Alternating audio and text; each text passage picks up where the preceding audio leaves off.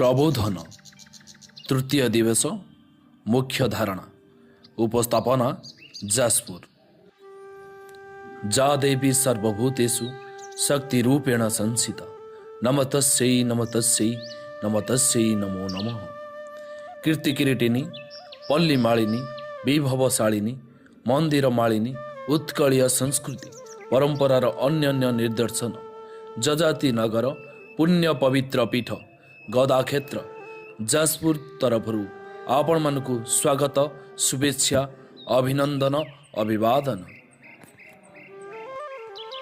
प्रथम अधिवेशन संचालन श्रीजुक्त ईश्वर चंद्र बेहेरा, वरिष्ठ शिक्षक प्रशिक्षक, जिला शिक्षा और प्रशिक्षण प्रतिष्ठान कलाहांडी भवानीपाटना।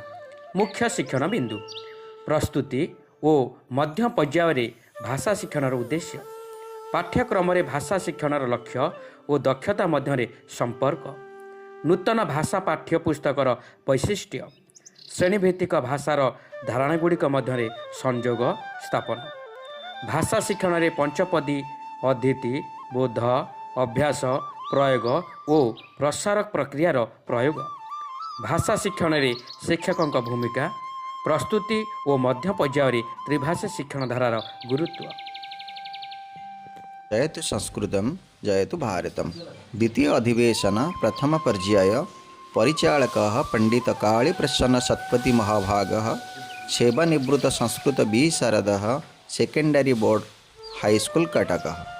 संस्कृत भाषा शिक्षणस्य लक्षणानि भारतस्य संस्कृते संस्कृतस्य गुरुत्वं, मध्य पर्याये संस्कृत भाषा शिक्षणस्य पाठ्यक्रमस्य लक्षणानि दक्षताश्च ज्ञानात्मक भावात्मक कौशलात्मकश्च, नूतन संस्कृत भाषा पाठ्यपुस्तकस्य वैशिष्ट्यानि, संस्कृत भाषा शिक्षणे पंचपदी पाठ योजना, संस्कृत भाषा शिक्षणे शिक्षकस्य भूमिका इति आलोचनाम् अकरोत्। द्वितीय अधिवेशन द्वितीय सोपान परिचालक सत्यनारायण पंडा, अध्यक्ष शिक्षा स्नातक महाविद्यालय कटक। मुख्य बिंदु भारत में राष्ट्रभाषा के रूप में हिंदी का महत्व, हिंदी भाषा शिक्षण का मानक, पाठ्यक्रम लक्ष्य और दक्षता के संबंध, हिंदी पाठ्य पुस्तकों के विषय वस्तु विश्लेषण, हिंदी पाठ्य पुस्तक में स्थानिक प्रसंगों की विशेषताएं, हिंदी भाषा शिक्षण में पंचपदी शिक्षण प्रक्रिया यथा परिचय बोध अभ्यास प्रयोग और प्रसार का प्रयोग।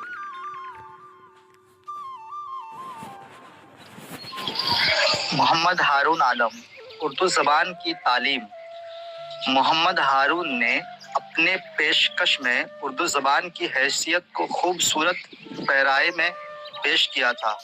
ख़ास बात उर्दू ज़बान जानने की वजह, उर्दू ज़बान जानने की असल वजह, तालीम में उर्दू का निशाना और काबिलियत, मौजू का तयन और बराबरी, किताब में जगह पाने वाले मौज़ूआत की हैसियत, दर्स व तदरीस में असातिज़ा का अमल।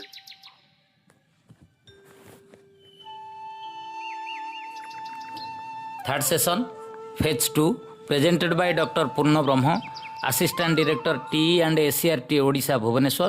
की points: importance of teaching English as second language in preparatory and middle stage in Odisha in present scenario, guidelines and directives for teaching English in preparatory and middle stage by NEP 2020, NCFASC 2023 and OCFFS 2025, structures, themes and function of the new English textbooks for class 3rd to class 8, analysis of progression of competencies through the activities given in the textbooks, application of pedagogical processes, पंचपदी शिक्षा, Aditi for introduction, बोध for conceptual understanding, अभ्यास for practice, प्रयोग for application, प्रसार for expansion, competency based teaching and assessment of English. चतुर्थ अधिवेशन विषय विज्ञान।